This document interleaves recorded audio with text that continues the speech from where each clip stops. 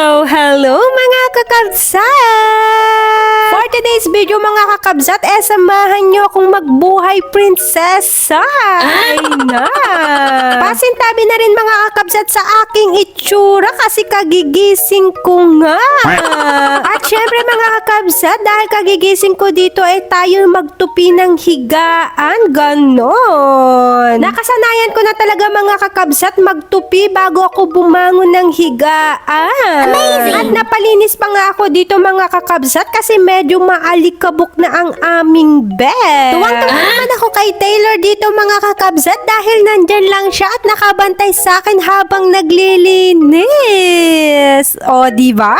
I love you, Taylor Boo! Kaso nga lang mga kakabsat, biglang dumating naman itong aking asawa. Ay na, daman istorbon. Diyos me, yung marimor. Kaya sabi ko sa kanya mga kakabsat, tulungan na lang din niya akong maglinis para mabilis cash dyan. Kaso nga lang mga kabsat, bigla naman silang nahiga ni Taylor. Ay sabi ko nga sa kanya mga kakabsat, dahil maaga siyang umuwi ngayon, siya ang magluluto.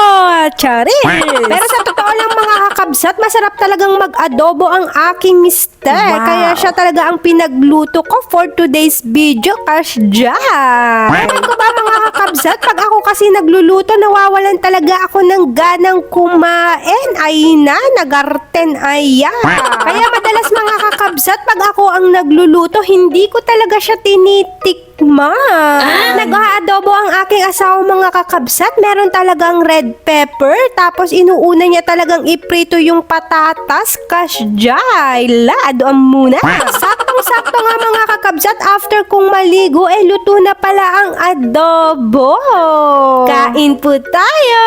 Mukhang mapapadami na naman ang kanin natin for today's video mga kakabsat. Sayang yung winorkout ko, ay na. Fast forward na tayo mga kakabsat. Kinabukasan na uli ito, kaya tamang tupi-tupi lang ulit ng higaan. Cash dyan. 5 days off nga pala kami ngayon mga kakabsat dahil holiday nga dito sa UAE. Ay na, nagimas pinagbiag na. Sana all. Usually mga kakabsat, pag ganitong mga holiday, mas gustong-gusto kong mag-stay sa bahay. Ay na.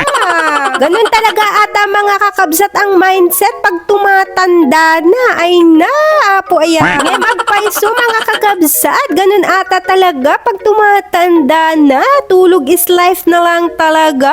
Charis. Nagpainit na nga muna ako ng tubig dito mga kakabsat para sa aking kape. Para naman kahit pa paano gumising-gising ang aking diwa. Kasjay. At nagsaing na rin ako mga kakabsat para pag nagutom ako mamaya may kanin ako. O diba? Habang nagpapainit at nagsasaing ako mga kakabsat, tamang cellphone lang ako dito. Kasjay. Habang nagsa-cellphone nga ako dito mga kakabsat, bigla akong napaisip. Ano kaya kung mamigay ako ng 1 million pag nagkaroon ako ng 1 million followers? Charis! Ay na, manifesting apu. Kailan mo kaya ako pasisikatin Facebook? Charis! Baka naman!